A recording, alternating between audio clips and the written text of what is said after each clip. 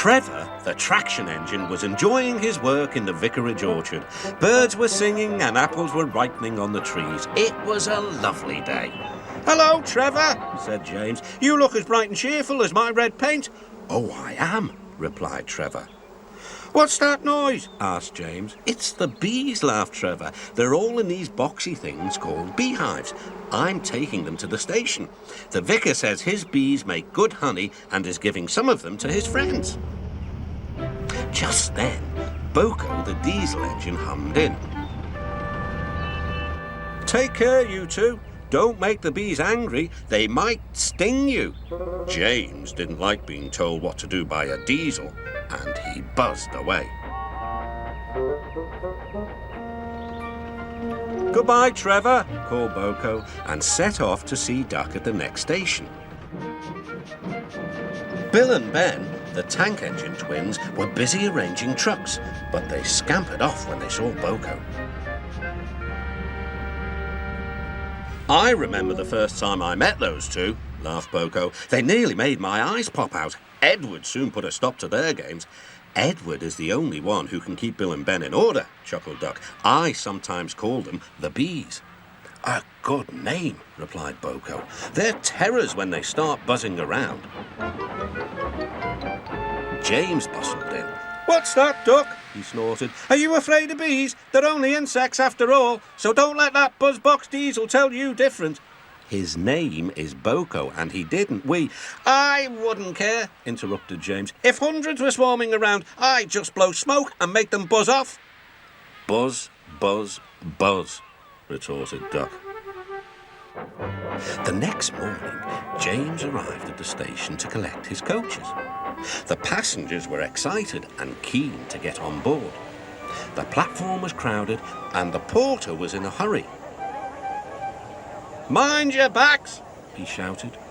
Then there was trouble. The beehive fell and broke open.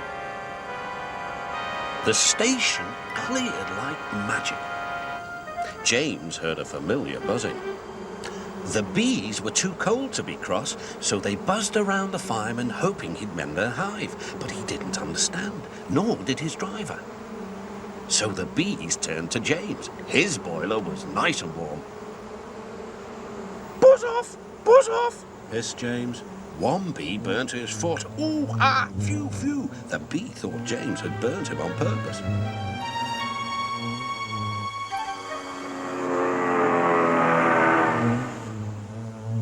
So it stung James right back on the nose.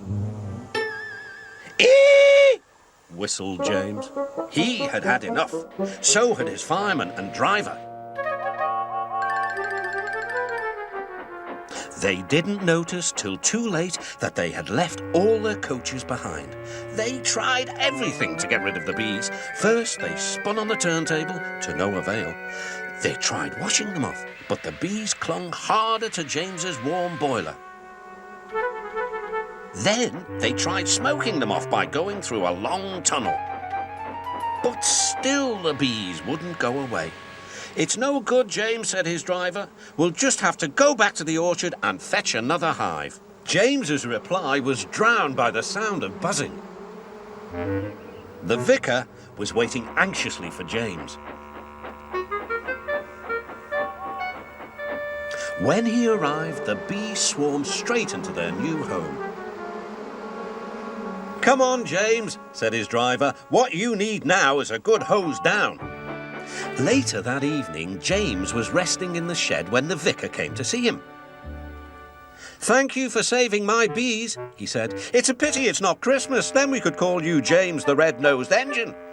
Everyone laughed, even James, but instead they decided to call James the Bee's Knees, which means they thought he was more useful than ever.